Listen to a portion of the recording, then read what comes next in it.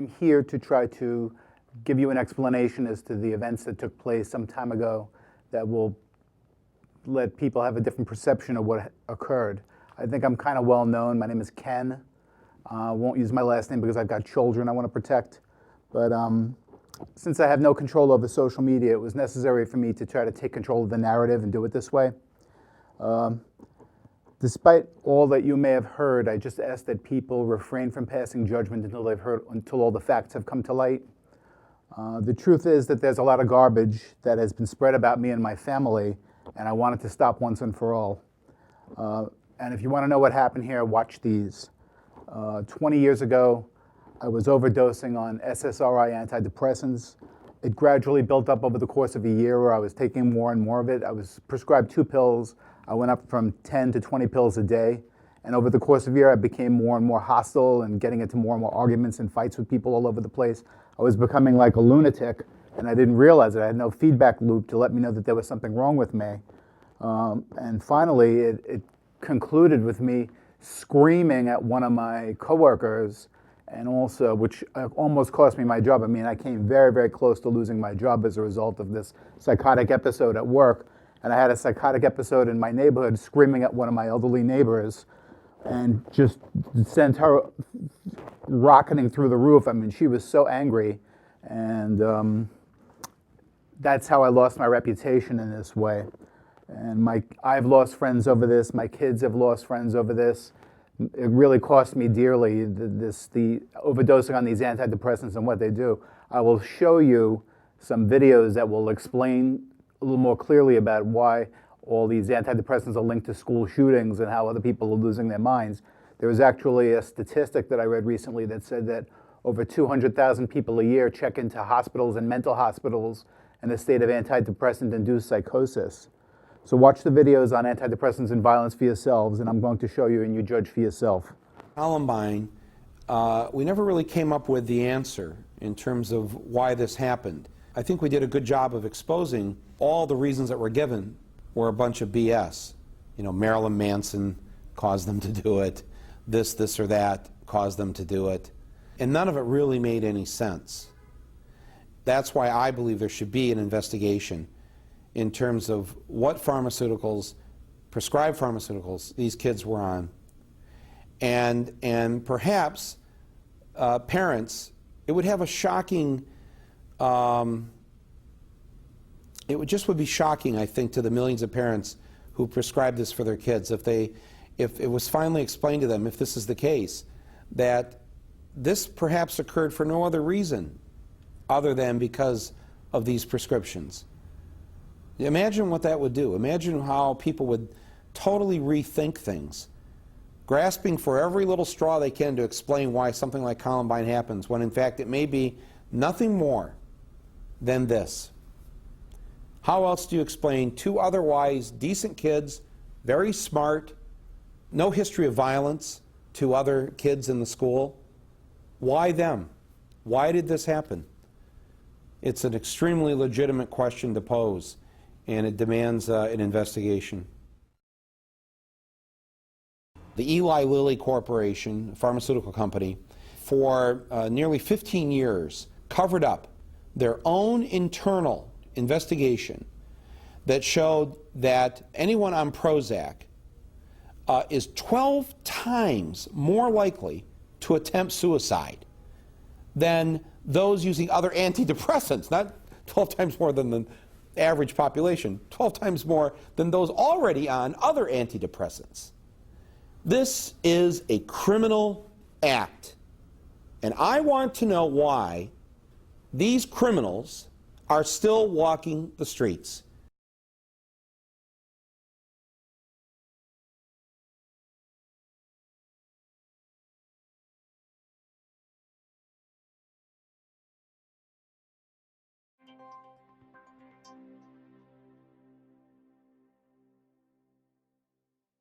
In May 1998, 15-year-old Kip Kinkle murdered his parents and 2 classmates, as well as injuring 25 others, after engaging in a shooting spree that ended up in his school's cafeteria.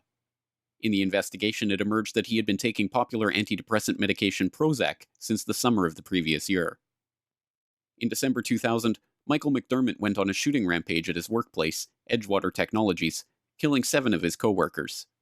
During his trial, the court heard testimony that in the weeks before the shooting, McDermott had tripled the dosage of his antidepressant medication, Prozac, from 70 milligrams per day to 210 milligrams. In March 2005, 16-year-old Jeff Weiss shot and killed 9 people, including 5 students at Red Lake Senior High School in Minnesota, before turning the gun on himself. It was later revealed he had been undergoing treatment for depression and had been on Prozac at the time. In September 2008, Finnish post-secondary student Matti Saari shot and killed 10 other students on campus before killing himself. The official Finnish government report on the incident revealed that he had been taking an SSRI medication at the time of the shooting. SSRI stands for Selective Serotonin Reuptake Inhibitor, and it is a class of drugs that is often used to treat depression and anxiety. It includes Prozac, Zoloft, Celexa, Paxil, and a host of other commonly prescribed antidepressants.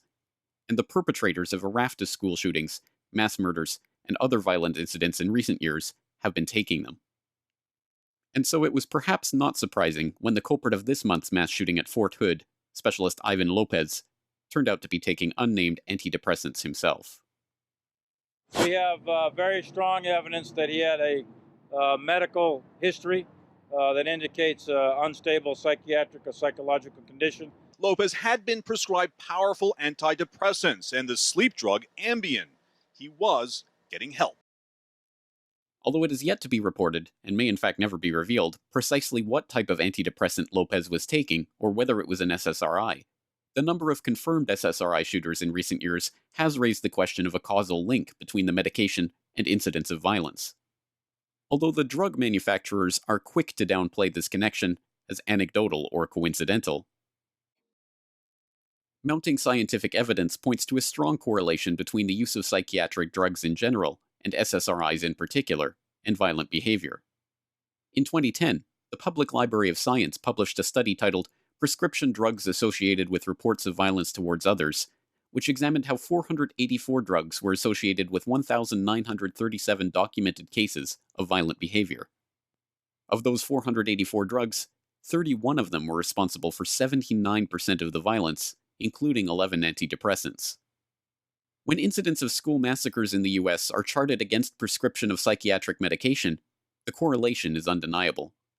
Further research is needed to establish if there is a causal linkage between these pharmaceuticals and the incidence of violence, but critics of the big pharmaceutical manufacturers complain such research is hampered by the low standards for reporting that these companies are held to. One such critic, David Healy, author of over 150 peer-reviewed papers in the field of psychiatry and the author of numerous books, including Pharmageddon, joined me on the Corbett Report last week to discuss this issue. And you have, for example, on davidhealy.org, your own website, you have an article on the 25th anniversary of the introduction of Prozac, how Prozac has changed psychiatry since it was first approved. And in that, you list the startling fact that there are probably something between 1,000 to 1,500 extra suicides in the U.S. each year triggered by an antidepressant, an extra 2,000 to 2,500 in Europe, and there are probably between 1,000 and 1,500 extra episodes of violence in the US each year, and an extra 2,000 to 2,500 extra episodes in Europe, which is a startling figure to be pinned down towards one class of drugs. How can we make that linkage, and why is that not more well known amongst the general public? Well, the linkage comes from my access to the clinical trial data that was used to bring drugs like Prozac, Zoloft, Paxil, and the other drugs in the SSRI group drugs to the market. Most doctors generally haven't got to see all of the clinical trial data behind these drugs. One of the unique things that we've got at the moment is that if I was to make a claim about a drug, saying that I've got a drug that will be useful treatment for the flu or asthma or whatever, and didn't let people see the data behind my claim, like, for instance, if you were asking me on this program now, okay, that's fine that you make this claim, but show me the data. If I refuse to show you the data, it will be the end of my career. If I refuse to show my academic colleagues the data, it will be the end of my career. But the pharmaceutical industry get to hold the data back, and they only drip feed out to people the data that they want you to see. Now, I've been an expert witness in some legal cases that have involved this group of drugs in the case of people who've become homicidal or become suicidal. And because of that, I've had access to clinical trial data that a lot of other people haven't seen. And once you get to see that data and add it up, that's the data that underpins the estimate that there could be up to 1,000 or 2,000 people going on to become suicidal or are possibly homicidal in the United States, and the same number in Europe. The reason a lot of other people don't say the same kind of things is they still haven't had access to the data. They see me saying these things, but they feel, I guess, that it isn't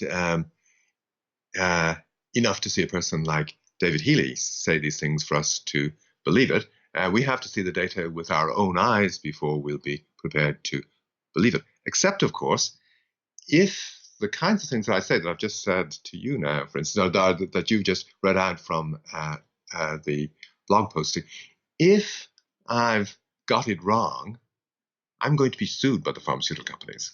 I mean, so I think people can take from the fact that I haven't been sued and I feel able to say these kind of things, that actually there is data there. They can't see it, but there is data there to support these claims. Further complicating the issue is the fact that the general public is often, as in the case of the Fort Hood shooter, left in a state of limbo regarding the medical history of the perpetrators of these mass shooting events. Often stories are reported with vague and unconfirmed details about antidepressants, or sometimes just medication. It can be difficult for the average person to sort through the daily reports of adverse and violent effects of these types of drugs. In the final equation, the question of the causal linkage between SSRIs and indeed other forms of psychiatric drugs and incidents of violence needs to be taken seriously. There are many factors at play here, from differences in individual reactions to the fact that people who are more likely to commit violent acts in the first place are often the people who are prescribed these drugs. But the threat of violence has been taken seriously enough that the FDA in the US, the Ministry of Health in Japan, and other similar bodies in countries around the world have added a warning in their guidelines for antidepressants. According to the Japanese Ministry of Health, there are cases where we cannot rule out a causal relationship of hostility, anxiety, and sudden acts of violence with the medication. And in the FDA formulation, antidepressant medicines may increase suicidal thoughts or action in some children, teenagers, and young adults within the first few months of treatment.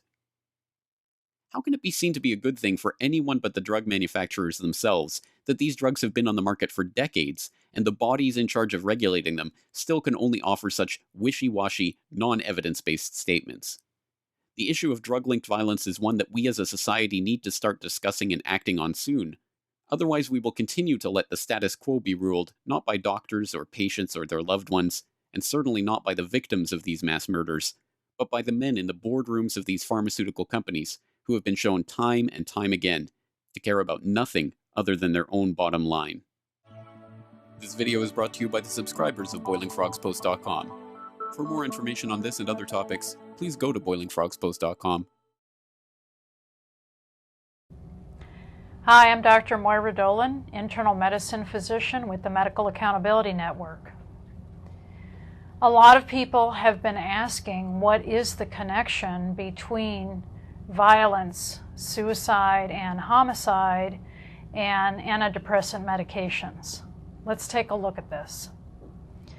There are numerous examples of people who have gone off on a shooting rampage and then killed their classmates, their co-workers, members of their family, and then often took their own lives, and then it was shortly discovered that they were taking an antidepressant. The apparency is that the person was mentally ill and then went off on a rage.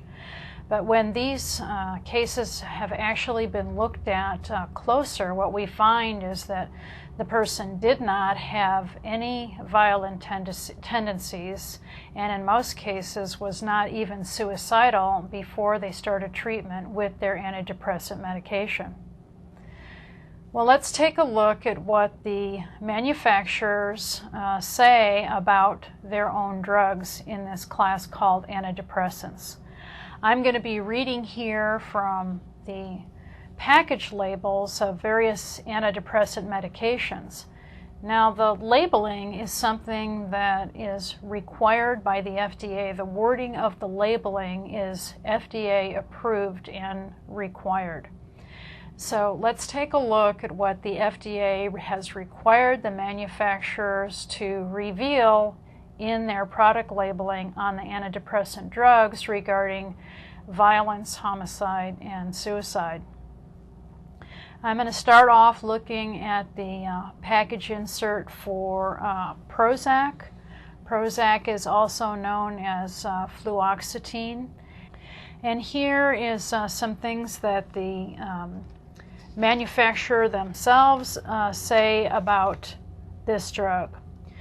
One of the things that the manufacturer warns us, and the FDA requires the manufacturer to let us know on the labels, these drugs can cause what's known as akathisia.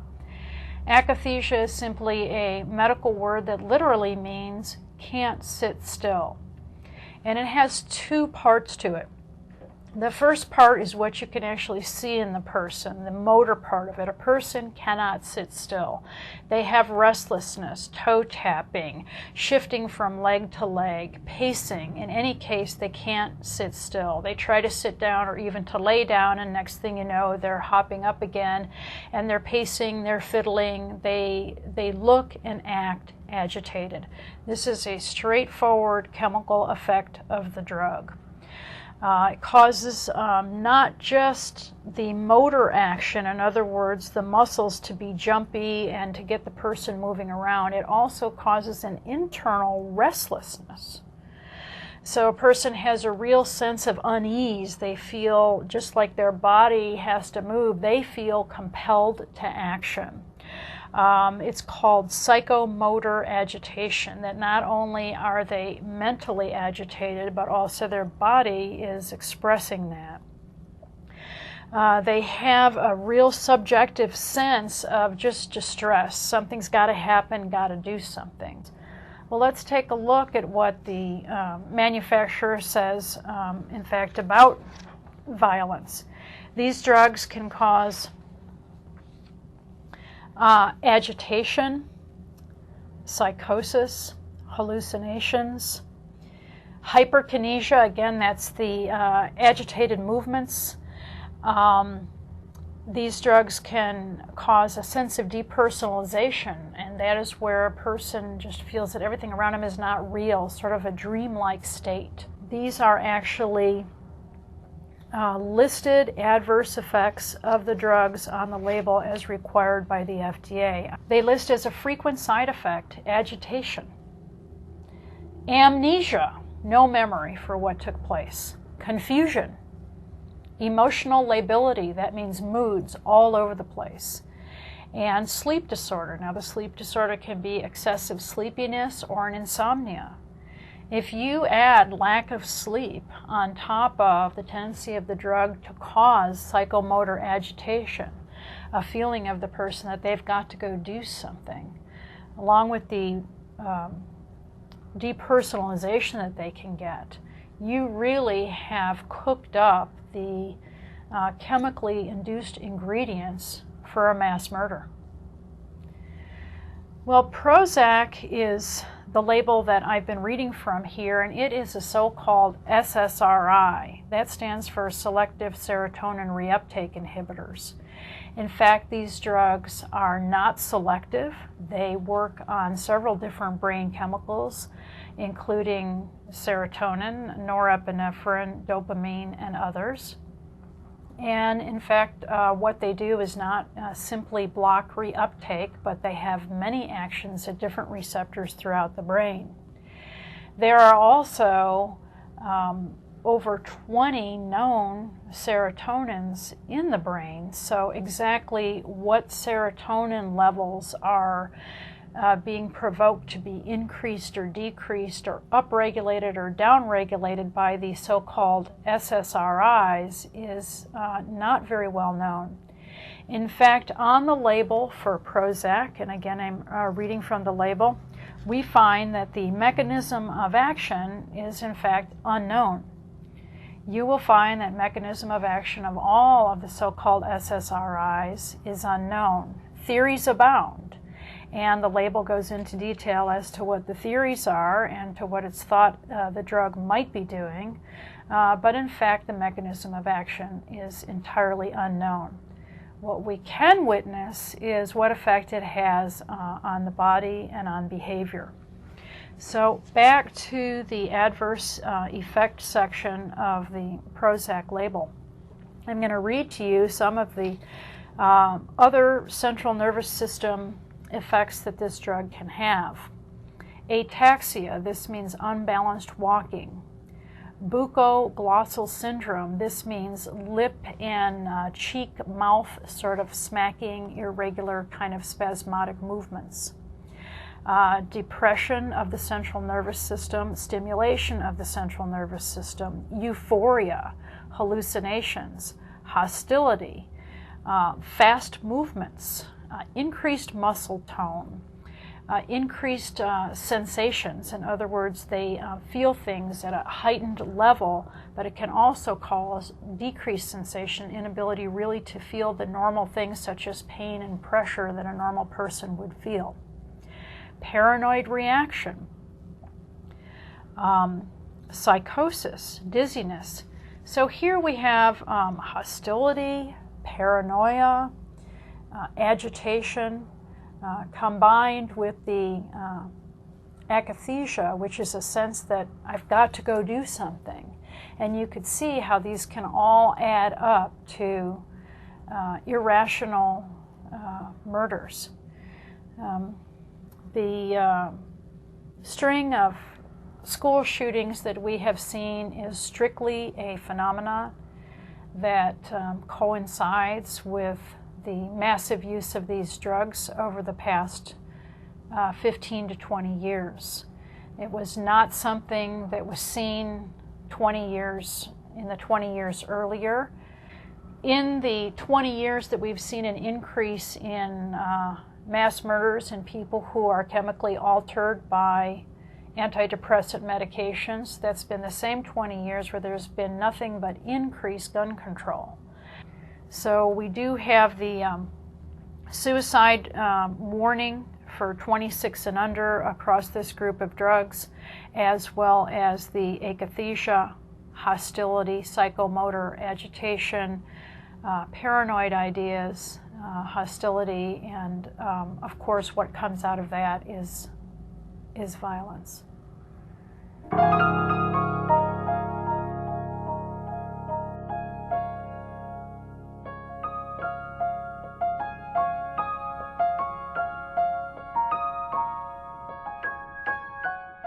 I think one of the worst aspects of what happened here was that the person that did the most damage in my community lives with a guilty conscience, frankly. I don't think she's ever done anything so antisocial in her entire life. And it wasn't her fault, really. It wasn't her fault.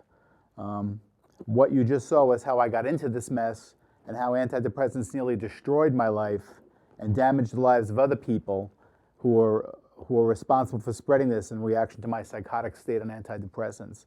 It was a harrowing tale, but I want it to stop now.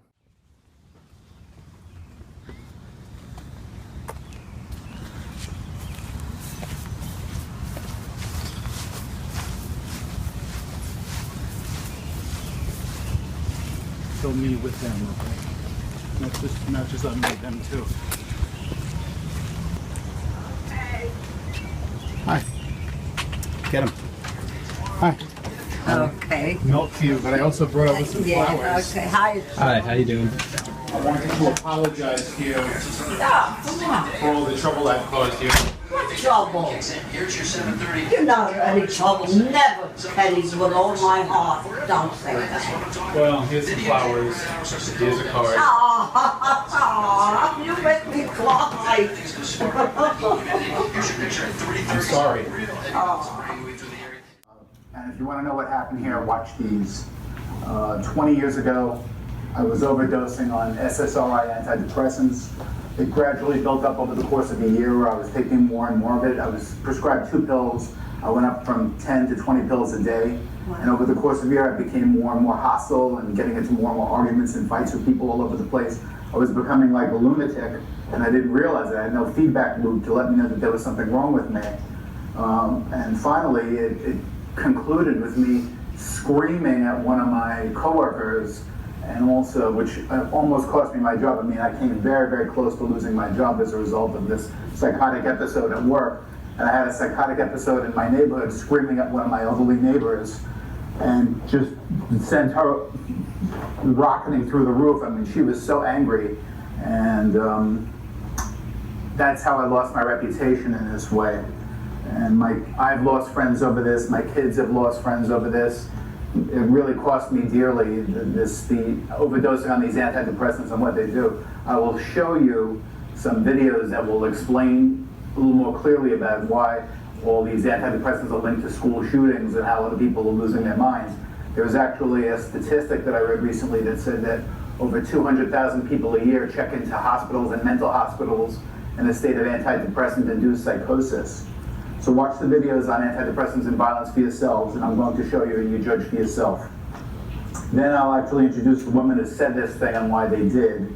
At this point, I actually take them to the hairdresser. I take them to church on Sundays. We share food among our families. I mean, all this is blown over here, but my reputation is still damaged in the community.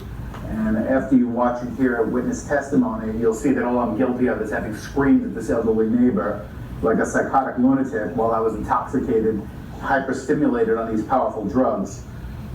And then we'll ask these women, I'll ask them a couple of questions and we can conclude this. One of the worst indirect problems that happened here was that the person who, I think one of the worst aspects of what happened here was that the person that did the most damage in my community lives with a guilty conscience, frankly. I don't think she's ever done anything so antisocial in her entire life. And it wasn't her fault, really, it wasn't her fault. What you just saw was how I got into this mess and how antidepressants nearly destroyed my life and damaged the lives of other people who were responsible for spreading this in reaction to my psychotic state on antidepressants. It was a harrowing tale, but I wanted to stop now. Thank you. So, all I want to ask is, do you think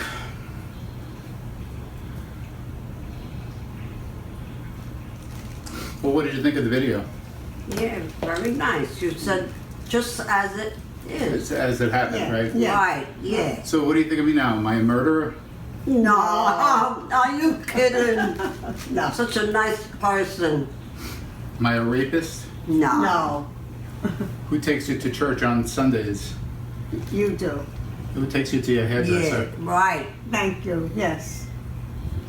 That's what we were talking As far as I see, you're a very good person. Very good person. And your children are And very you have well beautiful born. children, so what does that mean? You're a good parent, right?